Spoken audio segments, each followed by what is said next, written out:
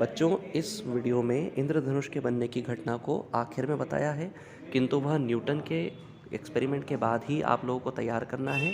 इसलिए आप उसे पहले तैयार करें और वायुमंडलीय अपवर्तन को इसके बाद तैयार करें।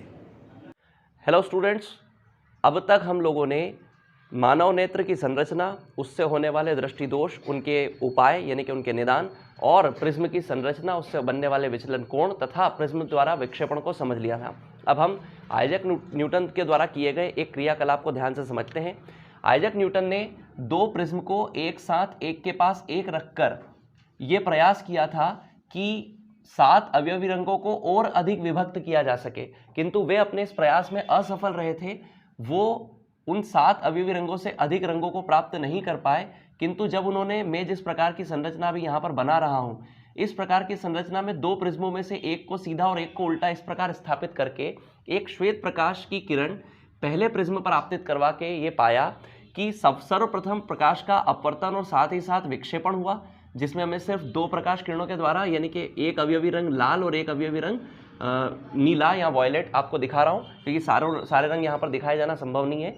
तो न्यूटन ने जो एक्सपेरिमेंट किया था, जो अपना एक क्रियाकलाप किया था, उसके अनुसार उन्होंने ऐसा कुछ किया था कि प्रकाश किरण इस प्रकार, श्वेत प्रकाश को इस प्रकार आपतित करवाया था जिससे वो अपने अवयवी रंगों में विभक्त हो गया था। निश्चित रूप से जो अवयवी रंग बाहर आए होंगे वो भी 7 वर्णों वाले होंगे, यानी कि यहाँ भी रेड और वॉयलेट कलर बाहर आया होगा, किंतु इस दूसरे उल्टे प्रिज्म पर इस प्रकार 7 रंगों का बैंड आपतित हुआ है। आप अगर ध्यान दे रहे हो तो ये जो दूसरा प्रिज्म है, इस पर 7 रंगों का बैंड आपतित हुआ है। अगर इस प्रकार का कोई कार्य करवाया जाए तो न्यूटन ने अपने इस क्रियाकलाप में पाया कि ये बैंड वापस से एक जगह इकट्ठा हो गया था और बाहर निकलने वाली जो निर्गत किरण थी वो पुनः उसे श्वेत प्रकाश ही प्राप्त हुआ। यानी कि यदि हमने श्वेत प्रकाश आपतित करवाया है और दो प्रिज्म को इस तरीके से, जैसे मैंने यहाँ पर बनाया है, इस तरीके से एक सीधा और एक उल्टा यदि लाइन से लगा दिया जाए तो बाहर निकलने वाला प्रकाश फिर स्पेक्ट्रम नहीं रहेगा, वह श्वेत प्रकाश ही बाहर आएगा। तो ये एक क्रियाकलाप था जो न्यूटन के द्वारा किया गया था। इस प्रकार प्रिज्म द्वारा स्पेक्ट्रम का बनना या विक्षेपण की घटना, ये सब अब हम लोग सीख चुके हैं। अब हम लोग चलते हैं हमारे अगले टॉपिक की तरफ। तो बच्चों, अब हम पढ़ने जा रहे हैं वायुमंडलीय अपवर्तन को। वायुमंडलीय अपवर्तन वायुमंडल के कारण होने वाले अपवर्तन को कहते हैं। यानी कि यदि हमारे पृथ्वी पर वायुमंडल है तो क्या उसके कारण भी अपवर्तन होता है प्रकाश का? निश्चित रूप से होता है, किंतु वायुमंडलीय अपवर्तन एक बहुत बड़ी परिघटना है। इसे ऑब्जर्व करने के लिए हमें पूरे वायुमंडल को ध्यान से प्रेक्षण करना पड़ता है। तो हम अपने दैनिक जीवन में वायुमंडलीय अपवर्तन से संबंधित बहुत सारे क्रियाकलाप नहीं देखते, किंतु कुछ साधारण से क्रियाकलाप है जिनसे हम वायुमंडलीय अपवर्तन को आसानी से समझ सकते हैं। जैसे कि यदि कहीं पर आग जलाई जाए तो आप ये देखते हैं कि आग के ऊपर जो, मान लो आग स्पष्ट रूप से जल रही है, धुआं नहीं निकल रहा, तो उस अग्नि के ऊपर आप लोग जो स्थिति देखते हो उसके पार की चीज़ें थोड़ी झिलमिलाती हुई सी दिखाई देती है, और जबकि उसके ऊपर की चीज़ें हमें स्पष्ट दिखाई देती है। यानी कि अग्नि के कुछ हिस्से के ऊपर तो हमको चीज़ें झिलमिलाती हुई दिखाई देगी, लेकिन उसके ऊपर हमको कम झिलमिलाती हुई या स्पष्ट वस्तुएं दिखाई देगी। हम ये चीज़ अनुभव इसलिए करते हैं क्योंकि अग्नि के ऊपर की हवा गर्म हो जाती है। जो हवा गर्म हो जाती है उसके प्रकाशिक घनत्व कम हो जाता है, यानी कि वह एक प्रकार से विरल माध्यम बन जाता है, और उसके ऊपर की ठंडी हवा अपने आप में सघन माध्यम होती है। मेरे बताने का मतलब ये है कि है तो दोनों ही हवा, किंतु नीचे वाली हवा गर्म हो जाने के कारण एक प्रकार से विरल माध्यम बना लेती है और ऊपर वाली हवा सघन माध्यम बना लेती है। इसीलिए अग्नि के जस्ट ऊपर की चीज़ों को देखने पर, ऑब्जर्व करने पर, वो चीज़ें हमें झिलमिलाती हुई सी दिखाई देती है और उसके ऊपर की वस्तुएं तो हमको स्पष्ट दिखाई देंगी ही। ये वायुमंडलीय अपवर्तन का एक एग्जाम्पल है। क्यों? क्योंकि दोनों ही जगह है तो वायु, किंतु वायु के घनत्व में आ गया अंतर। ध्यान से सुनिएगा, प्रकाशिक घनत्व में अंतर आ गया। इसी कारण से एक वायु जो ठंडी है वो सघन माध्यम का काम करेगी और एक वायु जो गर्म है वो विरल माध्यम का काम करेगी। याद रखिएगा, जब वायु गर्म हो जाती है तो उसका घनत्व कम हो जाता है, प्रकाशिक घनत्व कम हो जाता है, वह थोड़ी विरल माध्यम की भांति व्यवहार करने लगती है।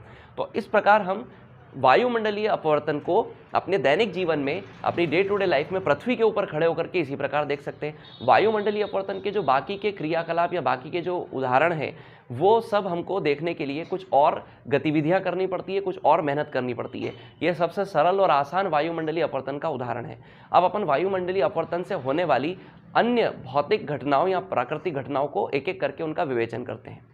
वायुमंडलीय अपवर्तन के जो दो महत्वपूर्ण तथ्य हैं तो उसमें सबसे पहला है तारों का टिमटिमाना। सबसे पहले हम आपको तारों के टिमटिमाने का अर्थ स्पष्ट करते हैं कि तारों के टिमटिमाने का मतलब क्या होता है।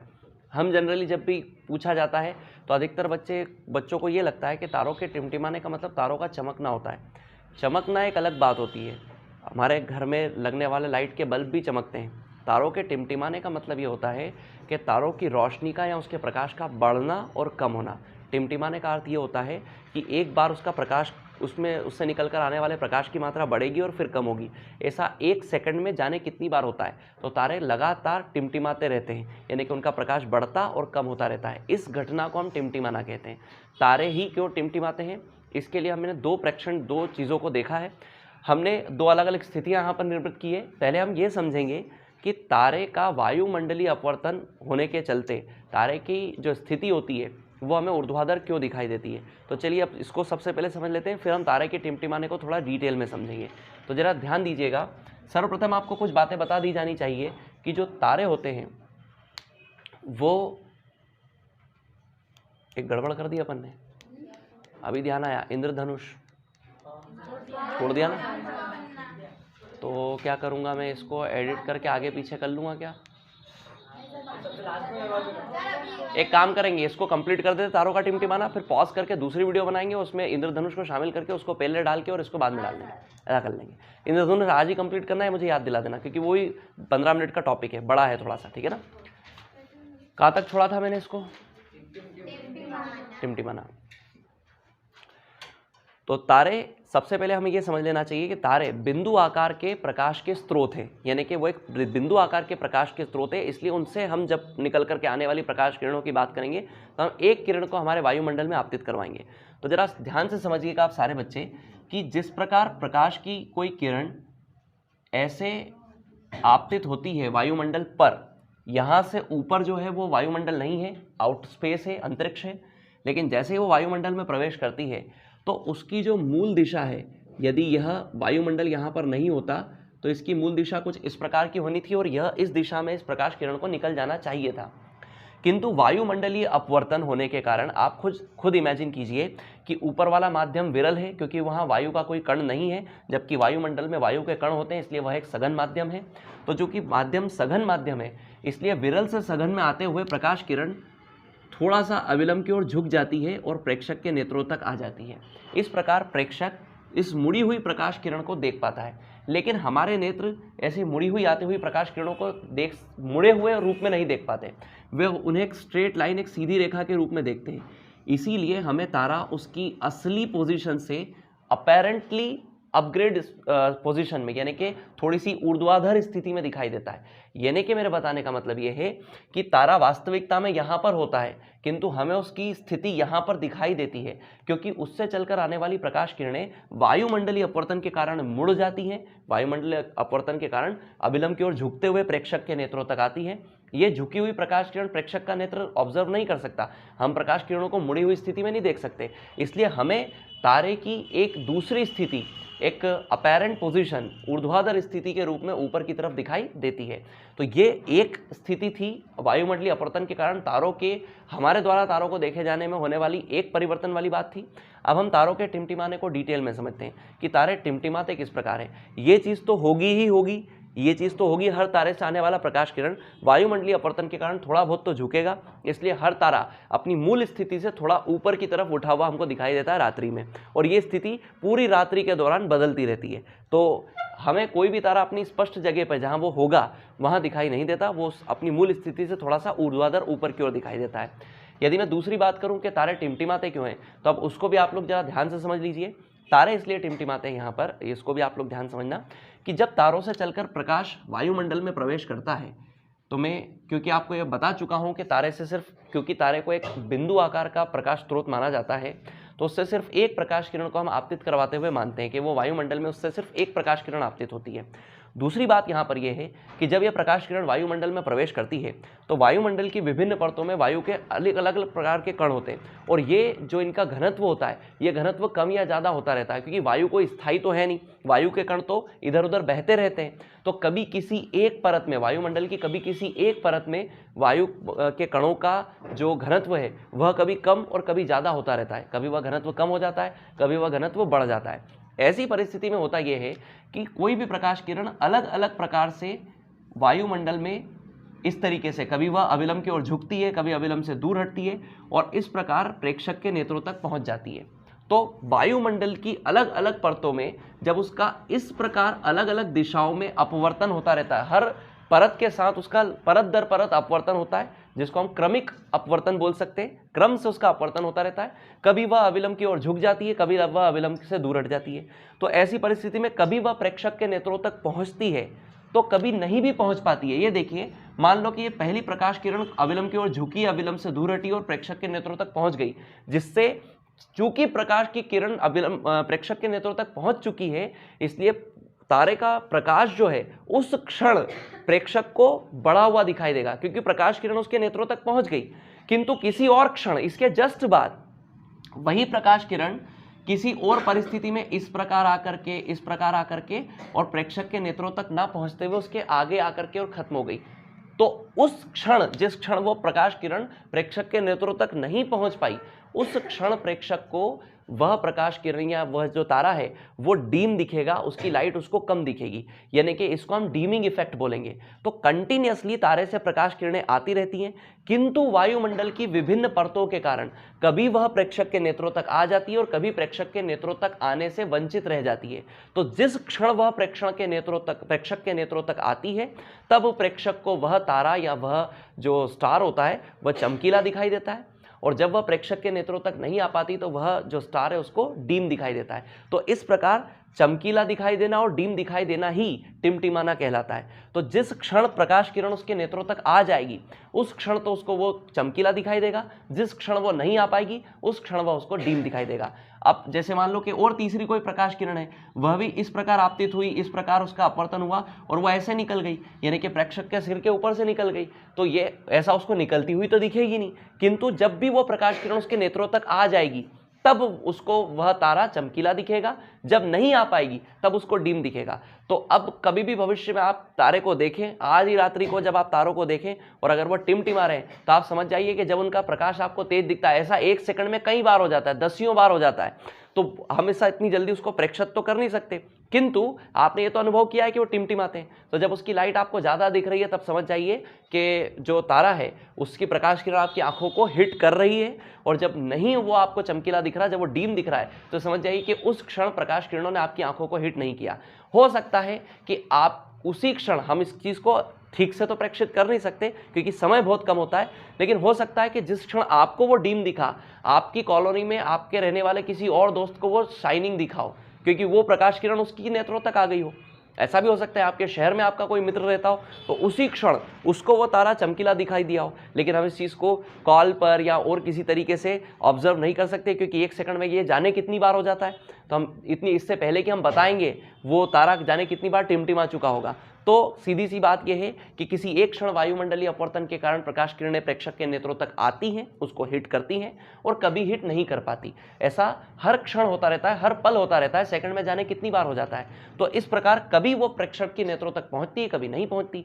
जब पहुंचती है तब चमकीला दिखेगा, जब नहीं पहुंचती तब डीम दिखेगा। इसी चमकीले दिखने और डीम दिखने वाले क्रियाकलाप को या परिघटना को ही हम बोलते हैं तारों का टिमटिमाना। तो इस प्रकार तारे टिमटिमाते हैं। यदि वायुमंडल की अलग अलग परतें नहीं होती तो तारे से एक जैसा प्रकाश प्रेक्षक के नेत्रों तक आता और उसको तारा कभी भी टिमटिमाता हुआ नहीं दिखता, उसको वह सिर्फ चमकदार दिखता, यानी कि डीम नहीं दिखता, सिर्फ उसको चमकता हुआ दिखता। इसी पर आधारित एक और क्रियाकलाप है कि जो ग्रह होते हैं वे टिमटिमाते नहीं हैं। रात्रि में हमको कुछ ग्रह भी दिखाई देते हैं, तो जब हम उन रात्रि में उन ग्रहों को देखते हैं तो वे हमें टिमटिमाते हुए दिखाई नहीं देते। तो हम अब ये जान लेते हैं कि ग्रहों से चलकर आने वाली प्रकाश किरणें उसी वायुमंडल से होकर के गुजरती है, तो फिर वो हमें टिमटिमाते हुए दिखाई क्यों नहीं देते, जबकि ग्रह भी वायुमंडल के बाहर ही हैं, हमारे पृथ्वी के वायुमंडल में तो है नहीं वो। तो फिर उनसे चलकर आने वाली प्रकाश किरणें क्यों टिमटिमाने वाला इफेक्ट क्रिएट नहीं करती, उसको अब अपन एक एक करके समझ लेते हैं। तो इसी चित्र में मैं एक तरफ बना देता हूँ ग्रह, ताकि आपको ग्रहों से आने वाली प्रकाश किरणों का भी सिस्टम समझ में आ जाए। तो यहाँ हम तीन चीज़ें एक साथ कवर कर रहे हैं। पहला हमने देखा तारों की दूसरी स्थिति, यानी कि उसकी मूल स्थिति से थोड़ा ऊपर दिखाई देना। दूसरा हमने देखा तारे टिमटिमाते क्यों हैं, और अब हम सीखने जा रहे हैं कि ग्रह क्यों टिमटिमाते नहीं हैं। ये तारे तो हमारे टिमटिमाते हैं, तो ग्रह क्यों नहीं टिमटिमाते उनको भी आप देख लेते हैं। मान लो कि कोई ग्रह है, तो ग्रह की दो स्थितियां, तो सबसे पहले आप मूल स्थितियां समझ लीजिए। ग्रह सौरमंडल के अंदर ही है, चूंकि ग्रह सौरमंडल के अंदर है तो ग्रह के साथ परिस्थिति ये होती है कि चूंकि ग्रह सौरमंडल के अंदर है तो हमारी पृथ्वी से बहुत नज़दीक है, तारे के मुकाबले कई गुना नज़दीक है, बहुत ज़्यादा करीब है हमारी पृथ्वी के। पहली चीज़ ये, इसलिए मैंने उसका आकार थोड़ा बड़ा भी बनाया है। पहली बात तो यही हो गई। दूसरी बात ये होती है कि ग्रहों का खुद का प्रकाश होता नहीं है, वो सूर्य के प्रकाश को परावर्तित करते हैं। उनके ऊपर सूर्य का प्रकाश गिरता है और वह सूर्य का प्रकाश परावर्तित होता है, तभी जाकर के वो प्रकाश परावर्तित होकर पृथ्वी तक आता है, जिससे हमें जो ग्रह हैं वो दिखाई देते हैं, अन्यथा हमें ग्रह दिखाई नहीं देते। तो कुल मिलाकर के ग्रह हमें दिखाई देते हैं, पहली चीज़ तो यही हो गई। तो उनका खुद का प्रकाश स्रोत नहीं होता, वो खुद से प्रकाश को एमिट नहीं करते जैसे कि कोई तारा करता है। आगे बढ़ता हूँ, मूल कारण पर चलते हैं कि ग्रह क्यों नहीं टिमटिमाते। दरअसल जो ग्रह होते हैं उन्हें, चूंकि वह करीब है हमारे, काफ़ी हमारे नज़दीक हैं, इसलिए उन्हें बिंदु आकार के कई सारे प्रकाश स्रोतों का एक ग्रुप मान लिया जाता है। ऐसा मान लिया जाता है कि ये छोटे छोटे बिंदु आकार के कई सारे प्रकाश स्रोतों का समूह है। यानी कि ऐसा मान लो कि एक ग्रह कई सारे बिंदु आकार के तारों का समूह है। ऐसा आप लोग मान लेते हैं कि ये जो है बिंदु आकार के कई सारे प्रकाश स्रोतों का एक समूह है। अब हर बिंदु आकार के प्रकाश स्रोत से अपनी एक लाइट निकलेगी, या हम मान करके चल रहे हैं। तो मान लेते हैं कि इस स्रोत से जो निकलने वाली लाइट है या प्रकाश किरण है वो इस प्रकार आपतित हुई। इस स्रोत से जो निकलने वाली प्रकाश किरण है वो भी जब वायुमंडल नहीं आया तब तक तो सीधी आपतित होगी। इस एक तीसरे स्रोत से आने वाली प्रकाश किरण को भी हम इस प्रकार आपतित करवा देते हैं। जब ये तीनों प्रकाश किरणें, और भी हम प्रकाश किरणें आपतित करवा सकते हैं, किंतु हमें यहाँ पे एक प्रेक्षण करना है, और जो कि प्रेक्षण करना है इसलिए हम अधिक प्रकाश किरणों को आपतित नहीं करवा सकते।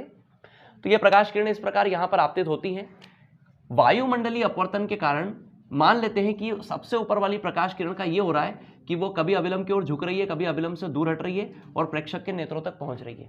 इसी दौरान जब बाकी की प्रकाश किरणें एक साथ दूसरी भी प्रकाश किरणें आपतित होंगी, हो सकता है ये प्रकाश किरण अविलंब से दूर हटे, अविलंब की ओर झुके, और आखिरी में जब प्रेक्षक तक पहुंचे तब वो प्रेक्षक के नेत्रों को हिट ना कर पाए।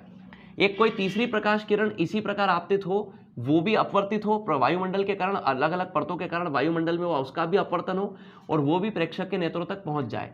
तो अंततोगत्वा हम ये कह सकते हैं, फाइनली हम ये कह सकते हैं कि कई सारी प्रकाश किरणें जब एक साथ आएगी, इसकी और इसकी तुलना कीजिए, यहाँ हर बार आपको एक और एक मात्र ही प्रकाश किरण आपतित होते हुए दिखाई देगी, तो वो कभी प्रेक्षक के नेत्रों तक आ पाएगी और कभी नहीं आ पाएगी, इसलिए टिमटिम आएगा। यहाँ 100 या उससे भी अधिक, इसकी कोई काउंटिंग नहीं है, कई सारी प्रकाश किरणें जब एक साथ आपतित होगी, जब एक साथ कई सारी प्रकाश किरणें आपतित होगी और वो प्रकाश किरणें जब प्रेक्षक के नेत्रों तक पहुंचेगी, तो अगर कई सारी प्रकाश किरणों में, तो यहाँ पर 3 से ही उदाहरण दिया है, 3 प्रकाश किरणों को आपतित करवाया, जब कई सारी प्रकाश किरणें प्रेक्षक के नेत्रों तक किसी ग्रह से होते हुए आपतित होगी, तो उसके नेत्रों तक पहुंचते पहुंचते अगर उसमें से सारी की सारी 100 में से 99 प्रकाश किरणें अगर उसके नेत्रों तक नहीं भी पहुंच पाई, तो हर क्षण कम से कम एक तो आ ही जाएगी। अगर एक प्रकाश किरण भी हर क्षण उसके नेत्रों तक आ रही है तो मतलब उसको डीमिंग इफेक्ट दिखेगा ही नहीं, यानी कि तारों, मतलब ग्रह से चलकर आने वाली लाइट कम तो उसको दिखेगी नहीं, हर बार उसको ग्रह कैसा दिखेगा, चमकीला।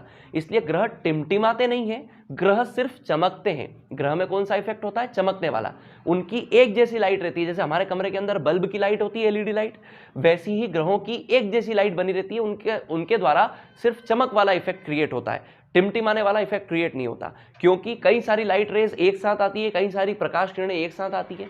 जब वह प्रकाश किरणें एक साथ आती है तो उनमें से अगर सारी की सारी प्रकाश किरणें वायुमंडल में एक साथ प्रवेश कर रही है, तो अगर कुछ वायुमंडलीय अपवर्तन के कारण कुछ प्रकाश किरणें प्रेक्षक के नेत्रों तक नहीं भी आ पाएंगी, तो भी निश्चित रूप से कम एक प्रकाश किरण हर क्षण प्रेक्षक के नेत्रों तक आ जाएगी, और ऐसी स्थिति में प्रेक्षक को वह जो ग्रह है वह टिमटिमाते हुए ना दिखाई देता है, चमकते हुए दिखाई देता है। तो यह कारण है कि ग्रह जो है वो टिमटिमाते नहीं है। तो अंतर यह है कि ग्रह पास है। अब पॉइंट वाइज समझ लीजिए, ग्रह हमारे नजदीक है, ग्रह का खुद का प्रकाश स्रोत नहीं होता, ग्रह से कई सारी प्रकाश किरणें एक साथ आती है, क्योंकि ग्रह को बिंदु आकार के प्रकाश स्रोतों का समूह माना जाता है। तो जब उनसे कई सारी प्रकाश किरणें एक साथ प्रवेश करती है, तो हमारा वायुमंडल अगर उन सभी प्रकाश किरणों को अपवर्तित कर भी देगा, तो भी हर क्षण कम से कम एक प्रकाश किरण प्रेक्षक के नेत्रों तक आएगी, और इसलिए प्रेक्षक को वह ग्रह चमकदार दिखाई देगा, टिमटिमाते हुए दिखाई नहीं देगा। तो यही कारण है कि ग्रह टिमटिमाते नहीं है, जबकि तारे जो हैं वो टिमटिमाते हैं। तो ये हमारा वायुमंडलीय अपवर्तन का एक टॉपिक, के तारे क्यों टिमटिमाते हैं,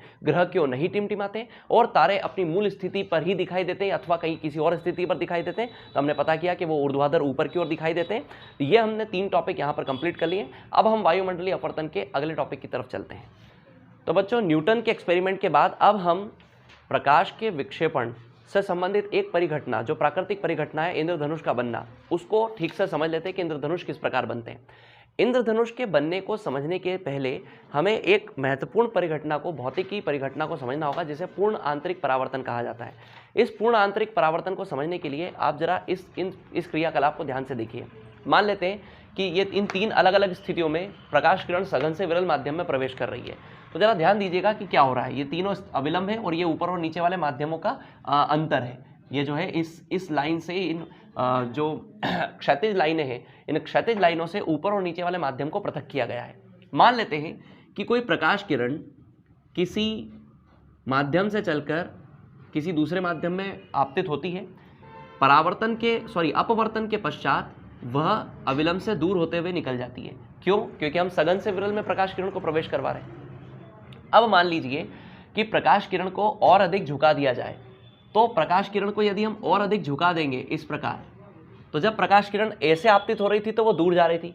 जब प्रकाश किरण को और अधिक झुकाया जाएगा तो अपवर्तित किरण और ऊपर उठेगी। वो इतनी ऊपर उठ जाती है कि वो दूसरे माध्यम के समांतर निकल जाती है, यानी कि दूसरे माध्यम के पैरेलल निकल जाती है। आप एक चीज और इमेजिन करिए अब इसमें। हाँ, इस स्थिति में आप लोग देख सकते हैं कि अपवर्तन कोण का मान 90 डिग्री है। अपवर्तित किरण ऐसे निकल गई ना, तो अपवर्तन कोण का मान कितना है? 90 डिग्री। ठीक है। अब एक तीसरी स्थिति को भी आप लोग इमेजिन करिए। मान लेते हैं कि प्रकाश किरण को हम और अधिक झुका दें, और अधिक झुकाते हुए प्रवेश करवाएं, इससे भी अधिक नीचे वाले कोण पर। अब प्रकाश किरण कहाँ जाएगी? तो अब प्रकाश किरण अपवर्तित होने के बजाय उतने ही कोण को बनाते हुए परावर्तित हो जाती है इस प्रकार। यानी कि यहाँ पर आपतन कोण का मान परावर्तन कोण के मान के बराबर हो जाता है। यानी कि जब 2 अलग अलग माध्यमों में प्रकाश किरण को इतने छोटे कोण पर आपतित करवा दिया जाए कि प्रकाश किरण अपवर्तित ना होते हुए परावर्तित हो जाए, तो इस घटना को कहा जाता है पूर्ण आंतरिक परावर्तन। क्योंकि यहां प्रकाश किरण लाई तो दूसरे माध्यम के लिए गई थी, लेकिन उसको इतना छोटे कोण पर, या यूं बोल लो कि अगर अविलंब से माना जाए तो उसको उतना ही बड़ा कोण कहेंगे, तो इतने बड़े कोण पर आपतित करवा दिया गया कि प्रकाश किरण दूसरे माध्यम में जा ही नहीं सकी। और चूंकि प्रकाश किरण दूसरे माध्यम में गई नहीं तो उसका अपवर्तन नहीं हुआ, और चूंकि वो उसी माध्यम में लौट गई तो ये तो नियमानुसार ये कहलाएगा कि ये परावर्तन हुआ है। तो इस प्रकार के परावर्तन को पूर्ण आंतरिक परावर्तन कहते हैं। अब इससे संबंधित एक महत्वपूर्ण तथ्य, उसको आप लोग ध्यान से समझ लीजिए। मैंने प्रकाश किरण को एक ऐसे कोण पर आपतित करवाया कि अपवर्तन कोण का मान 90 डिग्री हो गया, तो आपतन कोण के इस मान को कहा जाता है क्रांतिक कोण। यह आप लोग ध्यान रखिएगा, इसे कहा जाता है क्रांतिक कोण। यानी कि आपतन कोण का वह मान जिस पर प्रकाश किरण के अपवर्तन की जो स्थिति होती है, यानी कि अपवर्तन कोण का जो मान होता है वो 90 डिग्री हो जाता है। आपतन कोण के ऐसे मान को कहा जाता है क्रांतिक कोण। यानी कि वह आपतन कोण, और स्पष्ट कर दूं, वह आपतन कोण जिस पर अपवर्तन कोण 90 डिग्री हो जाए या अपवर्तित किरण लंबवत हो जाए अविलंब के, तो उस आपतन कोण को क्रांतिक कोण कहा जाता है। आई बात समझ में? और अब अपन पूर्ण आंतरिक परावर्तन की स्पष्ट परिभाषा समझ लेते हैं। जब किसी प्रकाश किरण को क्रांतिक कोण से भी अधिक कोण पर आपतित करवा दिया जाए, क्रांतिक कोण वह कोण था जिस पर अपवर्तित किरण 90 डिग्री बना रही थी। जब किसी प्रकाश किरण को क्रांतिक कोण से भी अधिक कोण पर आपतित करवा दिया जाए तो प्रकाश किरण अपवर्तित होने के बजाय परावर्तित हो जाती है। इस परिघटना को पूर्ण आंतरिक परावर्तन कहते हैं। यानी कि जरूरी नहीं है कि 2 माध्यम है और किसी प्रकाश किरण को आपतित करवाया जा रहा है तो ये जरूरी नहीं है कि वो प्रकाश किरण अपवर्तित ही होगी। अगर उसको बहुत बड़े कोण पर आपतित करवा दिया अविलंब के साथ में, तो जरूरी नहीं है कि वो अपवर्तित ही होगी, वो परावर्तित भी हो सकती है। और जब वो परावर्तित हो जाए तो समझ लीजिए कि वहाँ हुआ है पूर्ण आंतरिक परावर्तन। अब हम इंद्रधनुष की प्रक्रिया को भी समझ लेते हैं। तो बच्चों, इंद्रधनुष के बनने के लिए कुछ महत्वपूर्ण परिस्थितियां होती है। आप सबसे पहले उन परिस्थितियों को एक एक करके समझ लीजिए। सर्वप्रथम बात यह है कि इंद्रधनुष बनने के लिए आवश्यक है कि पानी की जो बूंदें होती है और जो सूर्य है, आप उनके बीच में रहें, यानी कि प्रेक्षक उसके बीच में रहे, और सूर्य सदैव प्रेक्षक की पीठ की ओर होना चाहिए। जैसा कि आप लोग यहाँ देख सकते हैं, प्रेक्षक की पीठ की ओर सूर्य है और प्रेक्षक के सामने पानी की बूंदें गिर रही है। इंद्रधनुष पानी की बूंदों के कारण बनने वाला प्राकृतिक स्पेक्ट्रम है। हमें समझते हैं कि वह स्पेक्ट्रम किस प्रकार बनता है। सारे बच्चे ध्यान समझिएगा। पहली परिस्थिति में आपको बता चुका हूं कि आपकी, यानी कि प्रेक्षक की पीठ पीठ सूर्य की ओर होनी चाहिए और उसका मुख जो है वो पानी की बूंदों की तरफ होना चाहिए। ऐसा कई बार आपने अनुभव किया होगा कि बारिश हो नहीं रही है लेकिन इंद्रधनुष हमें दिखाई देता है, क्योंकि जिस जगह हमें इंद्रधनुष दिखाई देता है कुछ किलोमीटर दूर, वहां बारिश हो रही होती है, वहां पानी की छोटी छोटी फुहारें गिर रही होती है, इसलिए हमें इंद्रधनुष दिखाई देता है। अब ये सब होता कैसे है उसको जरा आप लोग सारे बच्चे ध्यान से समझिए। पानी की बूंद अपने आप में प्रिज्म की भांति व्यवहार करती है, यानी कि वह प्रकाश का विक्षेपण कर सकती है। तो पानी की बूंदें प्रकाश के विक्षेपण को करती है। और अब एक एक करके समझते हैं यहाँ होता क्या है। जब सूर्य से चलकर आने वाली प्रकाश किरण किसी पानी की बूंद पर इस प्रकार आपतित होती है तो सर्वप्रथम वह विरल से सघन माध्यम में प्रवेश कर रही है, इसलिए एक एक टेक्निकल टर्म्स के हिसाब से समझेंगे। विरल से सघन माध्यम में प्रवेश कर रही है इसलिए उसका अपवर्तन होगा और वह माध्यम में अभिलंब की ओर झुकेगी। झुकने के साथ साथ चूंकि पानी की बूंद अपने आप में प्रिज्म की भांति व्यवहार करती है, इसलिए अपवर्तन होने के साथ साथ उसका विक्षेपण भी हो जाएगा, यानी कि वो दो कलर में विभक्त हो जाएगी। दो कलर से मेरा मतलब अपने वैसे तो सातों रंगों में विभक्त हो जाएगी, लेकिन यह आकार इसका छोटा है इसलिए मैं इसको सिर्फ दो रंगों लाल और बैंगनी रंग से प्रदर्शित कर रहा हूं। इस बिंदु पर जब वह आपतित होती है तो हमें ऐसा लगता है कि चूंकि पानी की बूंद पारदर्शी माध्यम है इसलिए प्रकाश किरणों को बाहर निकल जाना चाहिए वापस से वायु में, किंतु यह ऐसा कोण होता है जब यहां पर इस पीछे वाले लेवल पर या पीछे वाले सरफेस पर जब प्रकाश किरणें आपतित होती हैं तो यह ऐसे कोण पर आपतित होती हैं कि वह क्रांतिक कोण से अधिक होता है। और आप सोचिए कि यदि क्रांतिक कोण से अधिक कोण पर प्रकाश किरणें किसी माध्यम में आपतित होंगी तो क्या उनका अपवर्तन होगा? निश्चित रूप से नहीं, उनका हो जाएगा पूर्ण आंतरिक परावर्तन।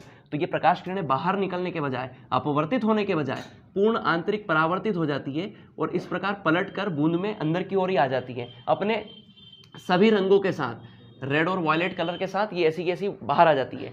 और जब ये प्रकाश किरणें निकलती हैं तो ये प्रेक्षक को इस प्रकार प्रेक्षक के नेत्र तक प्राप्त होती है, और चूंकि ये प्रेक्षक के नेत्र को प्राप्त होती है तो उसे रेड और वायलेट और बीच में बाकी के रंग का एक स्पेक्ट्रम दिखाई देता है, यानी कि इसी को हम बोलते हैं इंद्रधनुष। तो प्रकाश किरणें सूर्य से चलती हैं, श्वेत प्रकाश सूर्य से चलता है, पानी की बूंद में प्रवेश करता है।